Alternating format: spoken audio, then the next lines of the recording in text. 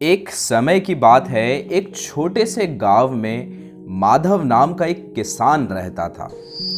माधव बहुत साधारण जीवन व्यतीत करता था, लेकिन उसके विचार बहुत उच्च थे। वह ईमानदारी, मेहनत और सच्चाई के साथ जीवन जीता था। उसके पास ज्यादा धन दौलत नहीं थी, लेकिन उसके पास एक शांत और संतोषजनक जीवन था। माधव का गांव बहुत खुशहाल था, लेकिन कुछ लोग वहां पर हमेशा अधिक धन और ऐश्वर्य की चाह में रहते थे। वे लोग दिखावे और बाहरी चमक दमक में विश्वास करते थे। एक दिन गांव में एक बड़ा व्यापारी आया, जिसने गांव में बड़ा सा महल बनवाया और अपने धन का खूब दिखावा किया। गांव के लोग उस व्यापारी की संपन्नता को देखकर प्रभावित हो गए और वे भी वैसा ही जीवन जीने का सपना देखने लगे। लेकिन माधव ने इस पर ध्यान नहीं दिया। वह अपनी सादगी में खुश था और अपने काम में मग्न रहता था। वह गांव के लोगों को भी समझाता था कि सादा जीवन और उच्च विचार ही सच्ची संपत्ति है।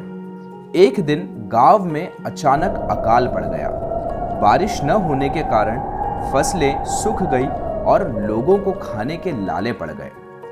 जिन लोगों ने अपनी संपत्ति और धन दौलत में निवेश किया था, वे परेशान हो गए, क्योंकि उनके पास खाने का अनाज नहीं बचा था। लेकिन माधव ने अपनी मेहनत से कुछ अनाज बचा कर रखा था और उसने इसे गांव के लोगों में बांटने का फैसला किया।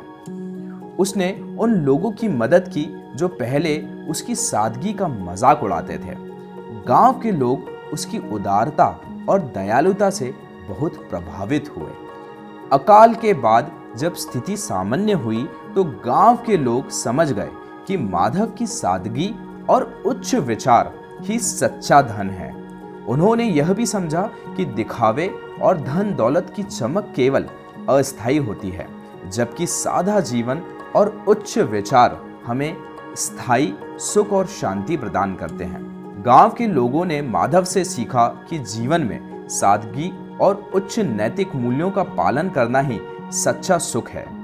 माधव की इस कहानी ने गांव के लोगों के दिलों में गहरी छाप छोड़ी और वे भी अपने जीवन में सादगी और उच्च विचारों को अपनाने लगे।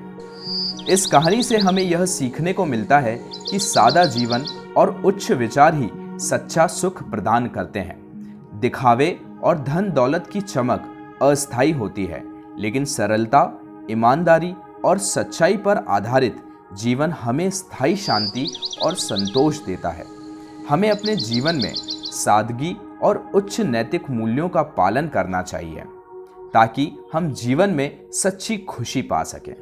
दोस्तों, इसी तरीके की मॉरल स्टोरीज हिंदी में जानने के लिए आप हमारे चैनल मोरालिटी टेल्स टीवी को सब्सक्राइब कर लीजिए। धन्यवाद।